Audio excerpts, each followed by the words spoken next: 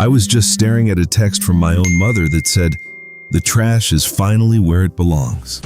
My hands were shaking so bad I almost dropped my phone. I was standing right outside her front door, and the screams coming from inside made my blood turn to absolute ice. 2 years ago, my wife and I adopted Daisy. The second I held her, she was my daughter. Period. But my parents, they treated her like a stranger.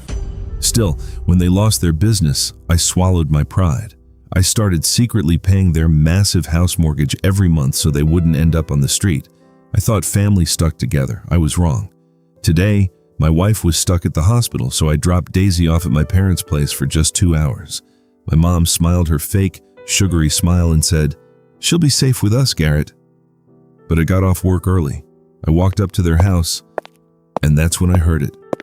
My mother's voice, sharp as a paper cut, yelling, "Scrub harder, you clumsy little orphan. It's still dirty." I kicked the door open. My heart literally shattered. 7-year-old Daisy was balanced on a shaky plastic bucket, her tiny arms buried in freezing, soapy water. She was sobbing so hard she could barely breathe, trying to wash a heavy iron skillet. Meanwhile, my brother's kids were sitting at the kitchen table, eating ice cream and throwing paper towels at her head. My dad was just sitting there watching.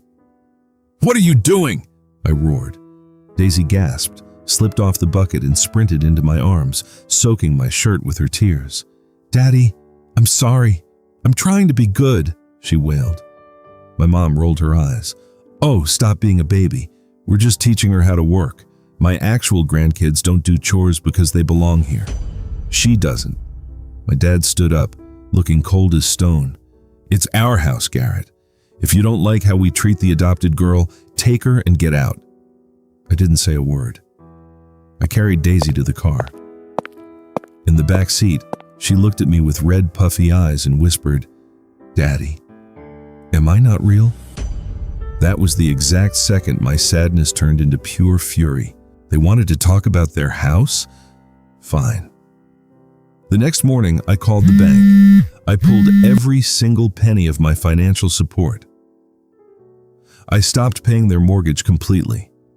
4 weeks later, the twist hit them like a freight train. My phone rang off the hook. It was my brother screaming, "Garrett, the bank just foreclosed on Mom and Dad's house. They have 5 days to pack their bags. What did you do?" "I just followed Dad's rules," I said, my voice dead calm. "He told me if I didn't like how they treated my daughter, I should take her and leave. So I took my money and left too." Yesterday, my parents showed up at my house carrying old suitcases, crying and begging for a place to sleep. I looked at them. Then I looked at Daisy, who was happily drawing a picture of our family at the kitchen table. I closed the screen door halfway, looked my mother right in the eyes and said, "Since Daisy isn't your real family, I guess I'm not either." And I locked the door. Man, this one really made my blood boil. I don't care if a child is adopted, biological, or anything else. Once you become their parent, that's your kid. Period. What these grandparents did is absolutely heartbreaking. And honestly, Garrett chose to protect the only family that truly mattered because love makes a family, not blood. If you enjoyed this story, don't forget to like the video, subscribe for more stories, and let me know your thoughts in the comments below, and I'll see you in the next one.